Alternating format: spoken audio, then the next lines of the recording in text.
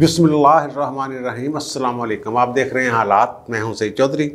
पिछले व्लॉग में बड़ी तफसील के साथ हमने जिक्र किया था कि गिलगित बल्तिस्तान के साबिक़ चीफ जस्टिस राना शमीम ने जो एक बयान अल्फी दिया है, वो ख़बर छपी जंग और द न्यूज़ में, और फिर उसके बाद मुस्लिम लीग नून के रहनुमाओं ने एक प्रेस कॉन्फ्रेंस की, और उसके मुकाबले में जो PTI के तर्जमान और वज़रा हैं उनकी प्रेस कॉन्फ्रेंसेस, और फिर फैसल वाडा साहब को भी एक बड़ी तकलीफ़ हुई है। वो भी किसी TV चैनल पर बैठ के बड़ी चीखें चूखें मार रहे थे।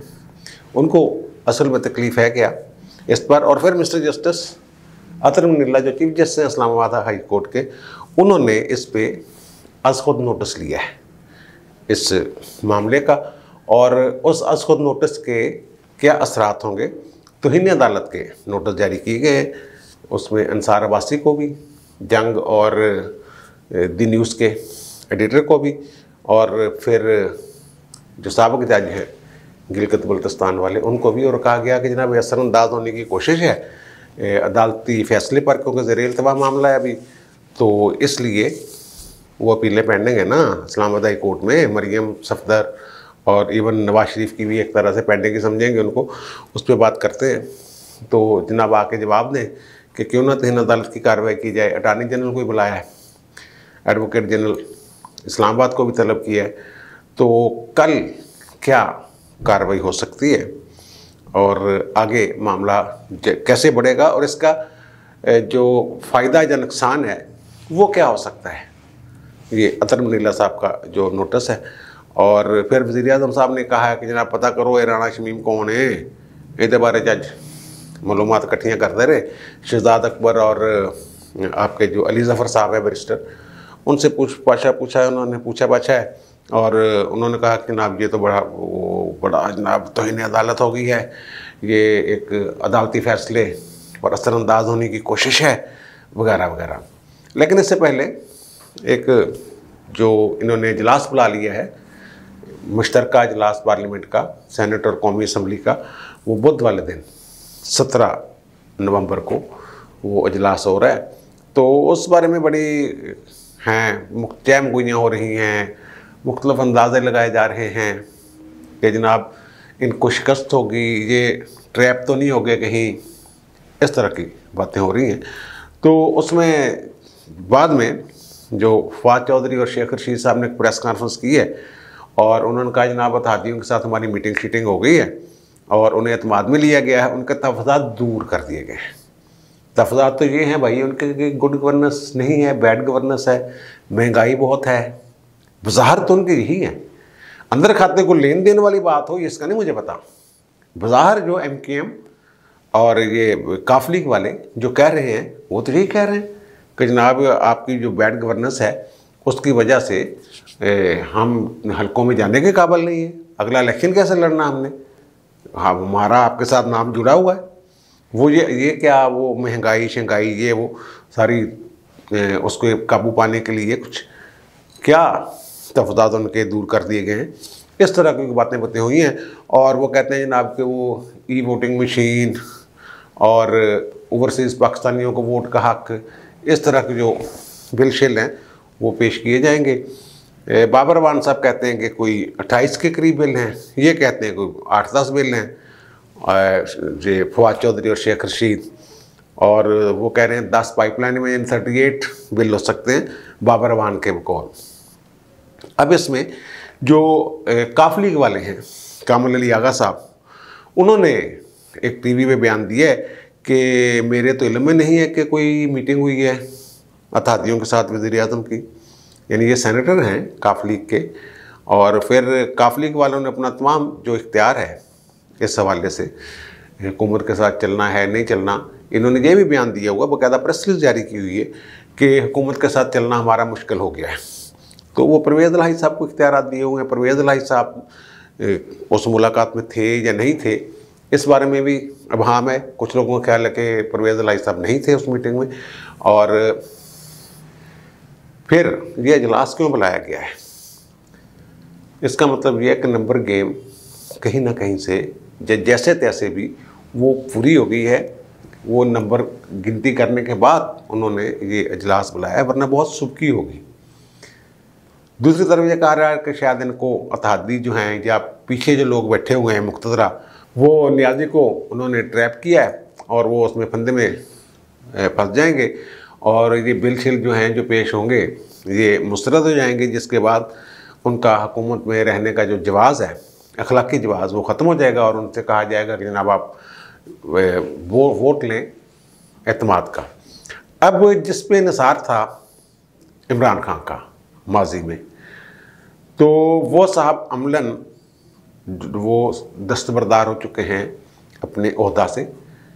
और ये मैं फैज़ हमीद, जनरल फैज़ हमीद साहब की बात कर रहा हूँ। मेरी इतला के मुताबिक अमलन जो हैं वो ISI की जो कमान है वो अमलन मैं कह रहा हूँ, कागज़ों में तो अभी है 19 नवंबर तक, वो उन्होंने वो छूट दी हुई है। तो फिर कौन है जो इन्हें नंबर गेम पूरी करके दे रहा है? अतहादियों को जो कल तक ये कहा जा रहा था जी अपनी मर्ज़ी करो, अब किसने कहा है कि नहीं नहीं यार आप ये बिल शिल पास करवाएं? इस तरह के मामलात जो हैं, ये पीछे कौन है कौन नहीं है? ये जो 17 नवंबर की तारीख़ है और वो अजलास है, मेरे ख्याल में वो बहुत अहम है। एक तरफ तो उनको कुछ उम्मीदें दिलाई गई हैं अपोजिशन वालों को, और दूसरी तरफ अगर नंबर गेम पूरी करके दे रहे हैं वो, तो इससे क्या मानी निकलेंगे, क्या मतलब निकलेगा इसका कि वो जो नजम सेठी साहब का ट्वीट था कि जनाब अतहादी जो है इनसे कहा जा रहा है कि बिल पास करवाएं, तो फिर नज़रसानी करनी चाहिए अपने मामलात पे PDM और अपोजिशन वालों को, ऐसी कोई बात। और फिर अगर ये लोग मौजूद थे वहाँ, तो वहाँ फिर इमरान खान साहब को क्या मसला हो गया था, क्या मामला हो गया था कि शाफ़ हुसैन को फ़ोन करें और उनके वालिद चौधरी शजात हुसैन की खैरियत दरियाफ़्त करें। इससे पहले शहबाज शरीफ ने भी सालक हुसैन को फ़ोन करके चौधरी शजात हुसैन की खैरियत दरियाफ़्त की थी। 2 दिन इन्होंने फ़ोन नहीं सुना जो वज़ीर आला उससे आ रहा था। इस तरह की जो बातें हैं वो हो रही हैं, और मेरा ख्याल ये है कि जो एतमाद नज़र आ रहा है हुकूमत का कि 17 को इजलास बुला लिया इन्होंने, अब इसको मौखर ना कर दें, दोबारा फिर मनसूख ना कर दें, उससे ये लगता है कि कोई नंबर गेम इन्होंने पूरी कर ली हुई है। ये इनको पूरा यकीन है कि ये बिल जो हैं मंजूर हो जाएंगे, सारे ना हो सकता है वो बिल उतने ही पेश करें, 2, 3, 4 या 8 जिनको वो कह रहे हैं कि जो मंजूर हो सकते हैं उन पर इतफाक़ हो गया और कुछ पे ना हुआ हो। तो बहरहाल 17 तारीख जो है, मैं कहता हूँ कि 17 तारीख जो, उससे पता चलेगा कि कितनी देर और इस घोड़े को उन्होंने रेस में रखना है। और अगर तो ये पलट गया पांसा और बिल हो गए मुस्तरद, फिर इसका मतलब है कि उनको बहुत जल्दी है कि चलो जनाब फटाफट निकलो कर। और अगर देर हो गई, पास हो गए, तो इसका मतलब ये है कि वह भी इस घोड़े के साथ वो रेस जो है वो खेलना चाहते हैं। आगे तक जाएगा, क्या होता क्या नहीं होता। बहरहाल 17 मेरे ख्याल में नवंबर जो है वो बड़ा अहम है। और फिर इनके जो वज़ीर हैं, बड़ी अजीबोगरीब बातें हो रही हैं।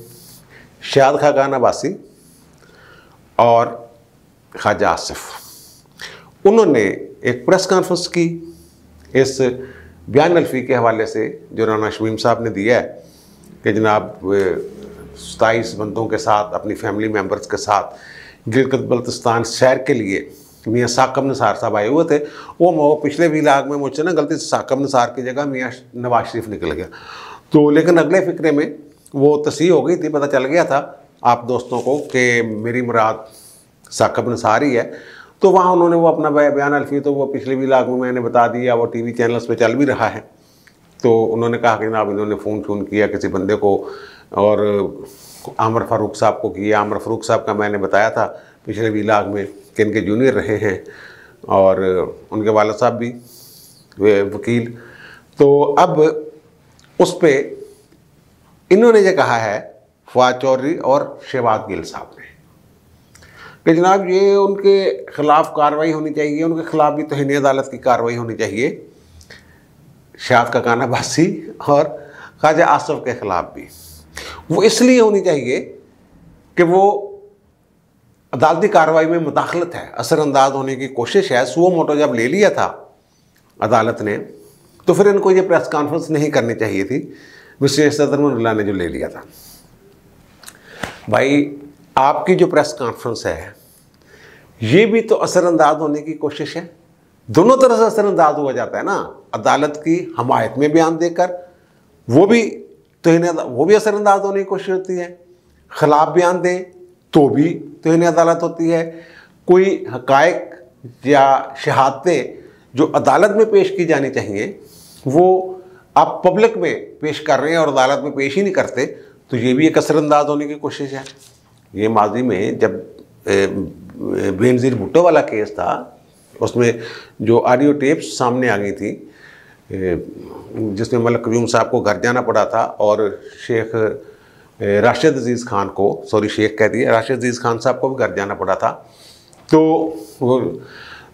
वो सुप्रीम कोर्ट ने उन टेप्स देखने अखलाकी जवाज़ बन गया था, लेकिन उन्होंने कहा टेप्स को हम वो नहीं ला रहे कानूनी दायरे में, या जो भी उन्होंने एक उनकी इस्तिलाह है कि ये काबिल कबूल शहादत के तौर पे इसको नहीं देख रहे क्योंकि हमारे सामने जो मामला है। लेकिन उन्होंने फिर वो रगड़ा अच्छा खासा निकाला था, मलिक क़यूम साहब के ख़िलाफ़ भी ऑब्जर्वेशन आ गई, फिर उनको जाना पड़ा, दोनों जजों को, राशिद अजीज़ खान साहब को भी जाना पड़ा और एक नजम हसन काज़मी साहब थे जो डीबी में थे, डिवीज़न बेंच में, जिन्होंने सजा दी थी बेनज़ीर भुट्टो को, तो उन्हें भी घर भेज दिया गया था। उनकी कन्फर्मेशन का कोई चक्कर बन गया था तो उन्होंने फिर उनका चले भी तो भी चल मौज कर। अब ये जो बयान अल्फ़ी है इसकी पहले तो वो था ना खबर से ये लग रहा था, उन्होंने कहा ना, मैंने पूछा उनसे तो उन्होंने कहा ये आवाज़ सही नहीं आ रही, मदरजात की तस्दीक की पहले, फिर वो ये मैं ख़बर की बात कर रहा हूँ, फिर किसी और नंबर से उन्होंने मुझे मैसेज करके बताया कि यस ये मैं ही हूँ। अब जो नोटरी पब्लिक हैं चार्ल्स डी गॉथरी, ये नैब वालों के डॉक्यूमेंट भी टेस्ट करते रहे हैं। कानून ये है कि नोटरी पब्लिक से टेस्टेड जो दस्तावेज़ होगी वो बज़रिया एम्बेसी पाकिस्तान में जो आती है वो होती है, वो काबिल कबूल अदालतों के लिए दस्तावेज़ होती है। तो वो चार्ल्स साहब कह रहे हैं कि 10 नवंबर को मेरे साहब पास आए थे राना शमीम साहब और मेरे सामने इन्होंने ये बयान दिया था बिला जबर कराह, बग़ैर किसी दबाव के, और ये मैंने सही, जी मेरी टेस्टेशन है, ये राना साहब के साइन है और ये बयान अल्फ़ी बिल्कुल दुरुस्त है। और साकम सार साहब कहते हैं जनाब ये एक्सटेंशन चाहते थे, वो पिछले विलाग में मैंने कहा था, और ये मैंने इनके कोई फ़ैसले जो थे वो गड़बड़ कर दिए थे, वो ऑब्जर्वेशन दे दी थी जिसकी वजह से इनकी एक्सटेंशन नहीं हो सकी थी, इस तरह की बात। वो उन्होंने इसका जवाब दिया है राना शमीम साहब ने, उनका जनाब दोनों की इख्तियार थी आइनी तौर पर, तो आपके पास इख्तियार ही नहीं था मुझे एक्सटेंशन देने का।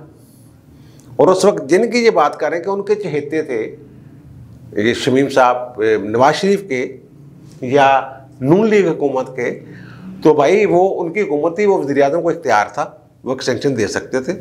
आपके तो मतहत ही नहीं थे ये अदालत गिलगित बल्तिस्तान, उस तरह जैसे हाई कोर्ट्स हैं उस तरह सुप्रीम कोर्ट के वो उस तरह मतहत नहीं है ये, या वहाँ के जजों के तकर्रर के लिए वो किरदार नहीं था उस वक्त जब साकम निसार साहब ये फरमा रहे हैं। उनके पास तो इख्तियार ही नहीं था, वो ठीक कह रहे हैं ये बात।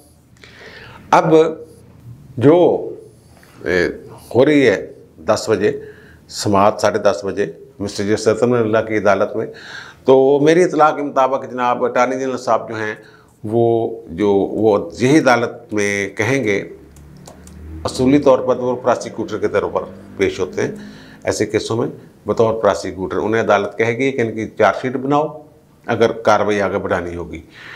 तो अगर अटार्नी जनरल के तौर पर वो यही कहेंगे कि जनाब ये कार्रवाई तौहीन अदालत की कार्रवाई हो सकती है क्योंकि ये अदालती फ़ैसले पर असरअंदाज होने की कोशिश है। अब फैसल वाडा साहब जो हैं उन्हें क्या मसला है, वो क्यों चीखें मार रहे हैं, लेकिन इससे पहले थोड़ी सी बात, वो वज़ीर-ए-आज़म साहब को ब्रीफिंग देते रहे शहजाद अकबर और अली ज़फ़र साहब, और उन्होंने मेरी इत्तला के मुताबिक वो कहते फिर कि जनाब पहले दिन से ही ये तो नवाज शरीफ का बंदा है। ये हाईजैकिंग केस में जो नवाज शरीफ के ख़िलाफ़ था उसमें इन लोगों का वकील था, फिर इनको सिंध हाई कोर्ट का जज बनवा दिया, लेकिन चीफ जस्टिस नाज़िम सिद्दीकी ने वो जनाब उन्हें कन्फर्म नहीं किया और फिर इन्होंने जाके उन्हें गिलगित बल्तिस्तान का चीफ जस्टिस मुकर्रर कर दिया। इस तरह की बातें चाहते हैं, वो लंदन में बैठ के जो मर्ज़ी करे वो उनकी गेम कर रहा है। तो ठीक, अगर अपनी ज़मीर के मुताबिक वो उन्होंने कहा है, ये बयान अल्फी दिया है, तो फिर अच्छा इसमें जो कानूनी पोजीशन है ना, वो जो केस था ना आपके अरशद मलिक वाला, उनकी वीडियो सामने आई थी नवाज शरीफ को जिन्होंने अल अज़ीज़ ज़िया ने सज़ा दी थी एहतसाब अदालत के जज, तो उसका भी अतर मनीला साहब ने नोटिस लिया था और अतर मनीला साहब के सामने फिर उन्होंने कोई बयान अल्फी दिया हुआ था। यानी खुद ही अतर मनीला साहब के अस खुद नोटिस लेने से वो बंदा फंसा था। वो इंतज़ामी सतह पे भी उन्होंने कार्रवाई शुरू की थी और फिर इनकी खिदमात लाहौर हाई कोर्ट को वापस कर दी थी। ये पंजाब से ताल्लुक़ था अरशद मलिक साहब का। तो वो सारी चीज़ें जो हैं वो रिकॉर्ड पे आ गई। अब इनको वो जो अरशद मलिक वाला इशू है, वो मरीम नवाज़ मरीम नवाज़ की तो बात, उस केस में मरीम नवाज़ तो मुलज़मा ही नहीं थी। नवाज शरीफ को वो ज़रूरत नहीं कि वो उसको वीडियो की बुनियाद पे कोई मामला उठाएं, क्योंकि वो इस्लामाबाद हाई कोर्ट के रिकॉर्ड पर आ चुका है। पहले तो वो हवा में था ना मामला, अब यही राना शमीम वाला जो इशू है ये भी तो हवा में था, खबरें थी, कोई कुछ कह रहा है, कोई कुछ कह रहा था, लेकिन जब उसका अस खुद नोटिस लिया है chief justice Islamabad high court ने, तो फिर वो रिकॉर्ड का, अदालती रिकॉर्ड का वो बयान अल्फी जो हवा में उड़ता फिर रहा था, वो हिस्सा बन गया है अदालती रिकॉर्ड का। अब उस पर कार्रवाई क्या होती है, क्या मामला जाता है, कहाँ तक जाता है, वो साकिब निसार साहब को जवाब देने के लिए कुछ कहते हैं, नहीं कहते हैं, ये जो बात हो रही है, तो उसमें फिर वो रिकॉर्ड का हिस्सा जो मैंने अर्ज़ किया है वो बन जाएगा। फिर वो मामला आगे चलेगा। वो मेरे ख्याल 17 तारीख को उनका भी केस लगा हुआ है, मरीम नवाज़ का, मिस्टर जस्टिस इसी बेंच में आमर फारूक साहब के और मोहसिन अख्तर कैनी साहब की अदालत में। तो मैं भी पिछले व्लॉग में मैंने कहा था हो सकता है वो केस की समाअत से इनकार कर दें, और इमरान खान को यही कहा गया है कि जनाब इनका मकसद जो है वो डिले करना है अपीलों को, तो वो बेंच अगर इनका मकसद है कि ये बेंच केस ना सुने, समाअत ना करे वगैरह वगैरह। तो एक हमारे दोस्त हैं मियाँ शम्स साहब, उन्होंने मुझसे पूछा है कि जनाब अगर साकिब निसार भी जवाबी बयान अल्फी दाखिल कर दे इस्लामाबाद हाई कोर्ट में। पहली बात तो ये है कि इस्लामाबाद हाई कोर्ट ने साकिब निसार साहब को तलब ही नहीं किया, नोटिस ही नहीं दिए उन्होंने। ये नोटिस सिर्फ मुतलका रिपोर्टर और साफ़ी और फिर जो राना शमीम साहब हैं उनको नोटिस जारी हुए। अगर साकिब निसार साहब इसमें बयान अल्फी दे देते हैं फिर वो मामला फंस जाएगा। इसका मतलब ये है कि फिर वो अदालत जो है दोनों तरफ जो है वो उनसे जो कहते हैं कि फिर कानून के मुताबिक बहस मुबासा और सच्चाई ढूंढना, कौन सी सच्चाई है कौन सी नहीं, क्योंकि ये तो हिंद अदालत का मामला है, इसलिए इसमें शहादतें भी तलब की जा सकेंगी। फिर आमतौर पर रिट जुरिडिक्शन में अदालत जो है वो गवाह शवाह नहीं बुलाती, सिर्फ कानूनी मामला के तहत उनको चलाती हैं, मामला देखती हैं कि यहाँ कहाँ कानून की खिलाफ वर्जी हुई है, हकूक़ इंसानी की कहाँ खिलाफ वर्जी। लेकिन तहीने अदालत में वो बुला सकती है गवाहों को। तो अगर साकिब निसार साहब भी इसमें दे देंगे तो फिर गवाहियों वाला मामला सीधा हो जाएगा, पदरा हो जाएगा। और बयान अल्फी की अहमियत की मैं बयान करूँ, वो जो शौकत सिद्दीकी साहब वाला मामला है ना, उन्होंने जो सुप्रीम कोर्ट में अपनी बरतरफी को चैलेंज किया हुआ है, उसमें भी उन्होंने एक बयान अल्फी दिया हुआ है फैज़ हमीद साहब वाला। तो वो रजिस्ट्रार साहब ने ऑब्जेक्शन लगा के वापस कर दिया था, बुलाया नहीं, वो दिया नहीं। अगर दिया जाता ना तो वो जनरल फैज़ हमीद साहब को उसका जवाब देना उनके लिए ज़रूरी हो जाता कानूनी तौर पे। जो उन्होंने इल्ज़ामात लगाए हैं, अगर अदालत कॉग्निजेंस ले ले उस पर, जो उन्होंने फाइल किया था अपना बयान अल्फी शौकत सिद्दीकी साहब ने, तो वो फिर मामला जो है वो फिर वही मामला जैसे मैंने अर्ज़ किया है कि दोनों तरफ से शहादतों का बयान अल्फी, दर बयान अल्फी, बहस, ये चीज़ें जो हैं वे उसमें आ सकती हैं। तो अब यही है कि वो ना हिस्सा बन गया है उसका अदालती रिकॉर्ड का वो बयान अल्फी, और बयान अल्फी बजाय इसके अब वो कहते हैं ना कि मैं नहीं बताऊंगा अभी कि मैंने किसको दिया है बयान अल्फी ये इस्तेमाल करने के लिए।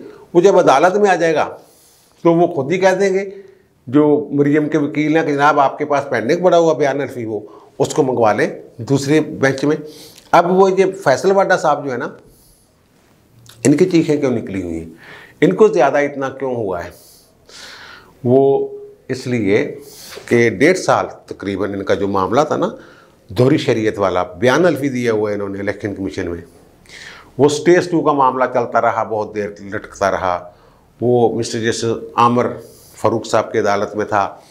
फिर जब ये सेनेटर मुंतखब हो गए तो फिर डिस्पोज ऑफ कर दिया गया, ये कह के जनाब अब तो ये रहे ही नहीं, वो क्या कहते हैं आपको, MNA। लेकिन अब फिर ये मामला इलेक्शन कमीशन में है उनके बयान अल्फी की बुनियाद पे। तो आम तौर पे जो मैंने देखा है कि जो पहले जज केस सुनता है ना, वही दोबारा केस सुनता है उससे मुतल्लिका केस। तो पहले केस ये सुना हुआ था जस्टिस आमर फ़ारूक साहब ने, लेकिन चंद रोज़ पहले आपने देखा होगा जब दरख्वास्त मुस्तरद हुई है फैसल वाडा की, वो मिस्टर जस्टिस अतरम मुनिल्ला ने अपने पास खुद उन्होंने उसकी समाअत की और उन्होंने हदायत की इलेक्शन कमीशन को कि 2 माह में इसका फैसला किया जाए। उनका अगर आपने झूठा बयान अल्फी दिया हुआ है कि मैंने अमेरिका की शरीयत छोड़ दी और उस वक्त नहीं छोड़ी थी, तो फिर उसके नताइज भुगतने पड़ेंगे आपको। फिर वो सादक और मीन वाली शिक जो है वो आप पे लग जाएगी भाई। अब आप समझ जाएंगे फैसल वाडा साहब को क्या तकलीफ़ हुई और क्या, और मामला जो है वो अदलिया के दरमियान है। साबिक चीफ जस्टिस का ये हुकूमत एकदम इसको क्या तकलीफ़ हुई है। वो नून लीग वाले तो जो चीखे मार रहे हैं वो दुरुस्त है कि वो कहते हैं हमारे लीडर को एक साजिश के तहत फंसाया गया, कमज़ोर से केस में केस बनता ही नहीं, वो ये कह रहे हैं। ठीक है ना, उनकी अपील भी यही है। और अपील में जो अल अज़ीज़िया वाले में, वो जो एवनफील्ड वाले में अपील है मरियम नवाज़ की, उसमें उन्होंने वो शौकत सिद्दीकी वाली बात भी डाल दी हुई है बीच में, उनकी एक दरख्वास्त CM में, वो फैज़ हमीद वाली सारा किस्सा उसमें बयान कर दिया हुआ है। तो इनको PTI वालों को अदलिया जाने और वो जाने ये किस लिए उनके साथ आके खड़ा होना चाह रहे हैं।